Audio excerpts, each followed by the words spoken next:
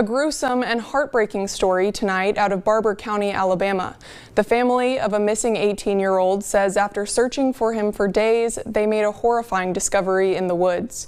Our Elizabeth White has more. A warning, the details in this story are disturbing. I looked for 5 days for my son with no help from the Eufaula Police Department. No help. Me and my family in the rain on Mother Days. I walked around through woods. They basically burnt my baby, shot my baby, burnt them up and chopped them up. A mother spent Mother's Day in the rain, not at a restaurant, not opening cards from her children, not being celebrated the way every mother deserves to be. Yolanda Wynn spent Mother's Day on her hands and knees, pushing through wet branches and soaked Alabama soil, searching for her 18-year-old son. And the part that should stop every single one of you in your tracks right now. She did it alone. No police officers beside her. No search dogs deployed by the department. No helicopters overhead. Just a grieving mother, her family, and a community of volunteers who refused to let Markavious Rumph disappear without a fight. And when that search ended, it didn't end with relief. It didn't end with a phone call saying he was okay. It ended with a discovery so brutal, so savage, so deeply disturbing that investigators couldn't even confirm his identity at the scene. Because whoever took Markavious Rumph didn't just K*LL him. They dismembered him. They set him on fire. And they left him in the woods of Barber County, Alabama, like he didn't matter, like nobody was coming for him. They were wrong. And today, we're going to talk about every single thing that happened, every unanswered question, and every reason why this case has shaken people to their core. Stay with me. And if you are new here, this channel is dedicated to making sure that the people who are forgotten are never actually forgotten. Make sure you subscribe and hit that bell so you never miss a story that needs to be told. Now, let's get into it. Markavious Rumph, known to the people who loved him as Mark, was 18 years old and living in Eufaula, Alabama. He had just earned his GED. He was enrolled to attend welding school. His father, Marcus, described him as a kind of person who could walk into any room and instantly make it louder, warmer, better. He was the life of the party, Marcus said. He was going to make you laugh. This was a young man with a plan. He wasn't drifting. He wasn't lost. He was building something. And on May 7th, 2026, he left with a friend. And he never came back. When Markavious didn't return to his grandmother's home in Eufaula that evening, the family grew concerned. But it wasn't just the silence that alarmed them. It was what they were hearing from the community. People were talking. Troubling information was already circulating in the streets. The kind of information that makes your stomach drop when you hear it. The family took that information seriously, reported Markavious missing to the Eufaula Police Department, and then did something that tells you everything you need to know about what happened next. They didn't wait. They went out and started searching themselves. Because apparently they had to. Now I need you to think about that for a second. This family heard something disturbing enough about their missing son that they immediately began organizing a search. That means whatever was being said in that community, it wasn't vague.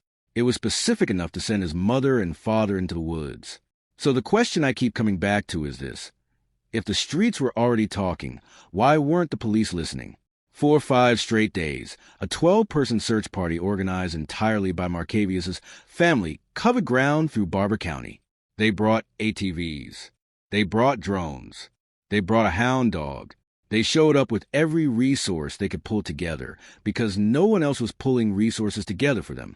And through all of it, through the mud, through the exhaustion, through the absolute terror of not knowing what they were going to find, Yolanda Wynn kept going. Mother's Day came and went while she was out there in the rain, still looking. Can you even imagine what that feels like? To be a mother, on the one day a year this world sets aside to celebrate you, and instead of celebrating anything, you're soaking wet, pushing through Alabama woods, calling out your child's name and hearing nothing back? That is the reality this family lived. And they lived it without the help of the department that was supposed to serve them. And that absence is where this case stops being just a tragedy and starts becoming a controversy. Because while Yolanda Wynn and her family were organizing search parties, coordinating volunteers, and dragging themselves through rain-soaked rain, one question echoed louder with every passing hour. Where were the police? According to the family, There were no officers walking beside them in those woods. No official search grid. No, 9 units canvassing the area. No air support scanning from above. The people who loved Markavious were the ones knocking on doors, asking questions, following tips, and risking what they might find at the end of every trail. And in many missing person cases, especially when the missing individual is young, time matters. The first 24 to 48 hours matter. Yet here, 5 days passed. 5 days. That's not a small delay. That's not a misunderstanding. That's an eternity when you're talking about a missing teenager. The family has said repeatedly that they felt dismissed, that their urgency wasn't matched, that the fear they were living with didn't translate into action from the people who were supposed to protect and serve. And to be clear, law enforcement has acknowledged that an investigation was opened. They have confirmed that remains were found. They have said the case is ongoing. But what they have not done is publicly explain why this family was left to do the searching themselves. And that silence is what fuels suspicion. On the 5th day of searching, the nightmare became real. In a wooded area of Barber County, the family came across something no parent should ever have to see. Human remains, burned, unrecognizable at first glance. Law enforcement was contacted after the discovery, and the area was secured. Investigators would later confirm that the remains belonged to Markavious Rumph. Let that sink in. The family didn't just find answers. They found the worst possible ending, and they found it themselves. For Yolanda Wynn, the grief was immediate and overwhelming, but it didn't come alone. It came paired with anger, with disbelief, with a question she has asked publicly more than once. If we could find them, why couldn't they? That question hasn't spread far beyond Eufaula. Community reaction was swift and intense. People expressed heartbreak for the family, but also outrage at the system. Many couldn't understand how a case involving an 18-year-old who vanished under suspicious circumstances didn't trigger a visible, aggressive search response. Social media filled with messages asking why a mother had to spend Mother's Day searching in the rain instead of being supported by trained professionals. And that's where this case touches a nerve for so many people. Because for a lot of viewers, this isn't just about Markavious. It's about a pattern they believe they've seen before. A pattern where families feel unheard, where urgency feels selective, where official responses feel slower than they should be. Whether that perception is fully accurate or not, it exists, and it exists because of moments exactly like this. Another controversial aspect of this case is what hasn't been shared. As of now, no suspect has been publicly named. No clear motive has been officially outlined. The exact sequence of events between the moment Markavious was last seen leaving with a friend and the moment he was found remains unclear. That information gap leaves room for speculation, and speculation thrives when transparency is limited. The family believes Markavious knew whoever did this to him. That belief is based on what they were hearing early on, the same information that pushed them to start searching immediately. But law enforcement has not confirmed or denied that theory. And again, the lack of confirmation feeds frustration. It's important to say this carefully. Accusing police of intentional neglect is a serious claim, and there is no public evidence proving that officers deliberately ignored this case. But what is documented is the family's experience. And their experience is one of feeling abandoned when they needed help the most. And perception matters. When a family feels unheard, when a mother feels alone, when a community watches volunteers do what professionals usually do, trust erodes. Even if investigators were working behind the scenes, the absence of visible action created a void. And that void has now been filled with pain, anger, and questions. Questions like, why wasn't there a coordinated search earlier? Why did the family feel they had to rely on tips from the street instead of guidance from authorities? Why hasn't there been a detailed explanation of the initial response? These are not unreasonable questions. They are the questions any parent would ask. And through it all, one truth remains undeniable. Markavious mattered. He mattered to his parents. He mattered to his friends. He mattered to the people who searched for him. And he matters now, even after his death, because his story is forcing uncomfortable conversations about response, accountability, and whose voices are heard when someone goes missing. This case is still unfolding. Investigators say the work is ongoing. The family says they want justice, not just a Markavious, but so no other mother has to experience what Yolanda Wynn did. And that's why we're talking about this. Because silence is easy. Looking away is easy.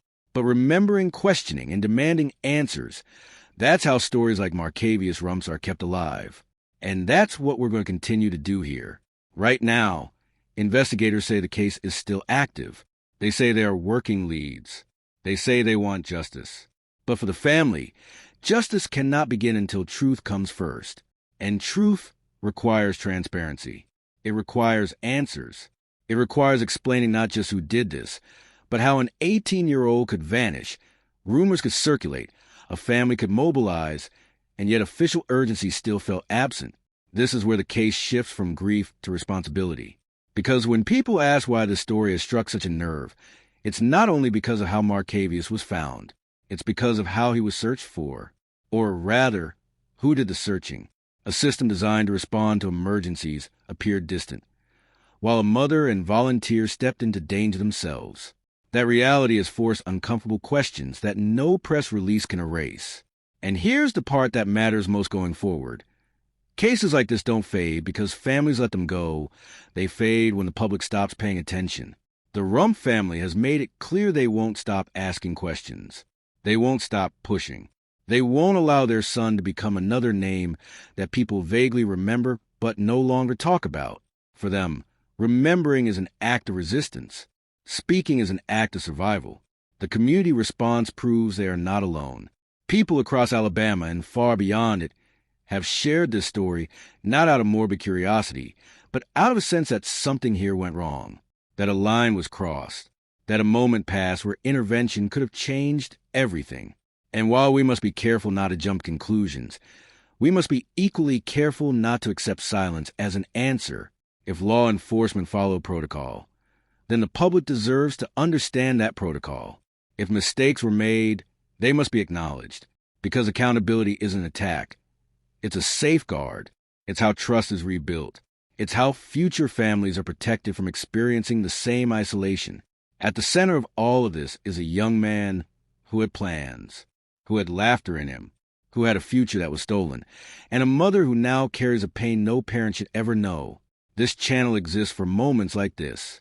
To pause, to look directly at what happened, to ask the questions others are afraid to ask, and to say, clearly and without apology, this life mattered. If you are watching this and you know something, anything, about what happened in those days after he disappeared, silence helps no one. Disturbing information from the community. And if you're watching this as a Fearing parent, he had been badly a hurt, sibling, the or family someone who's launched ever their felt own unheard, search over let Mother's this story Day. remind Then you that Monday, your voice in a still muddy has wooded power. area off That of attention White still Oak matters. Church Road, That their justice search often ended begins in when people horror. refuse to look Investigators away. were back in the We woods will searching continue for to follow evidence this as the case. hunt for a We killer will or continue to killers speak his continues. name, The and we family will does not let this believe end someone quietly, because some stories demand to be remembered.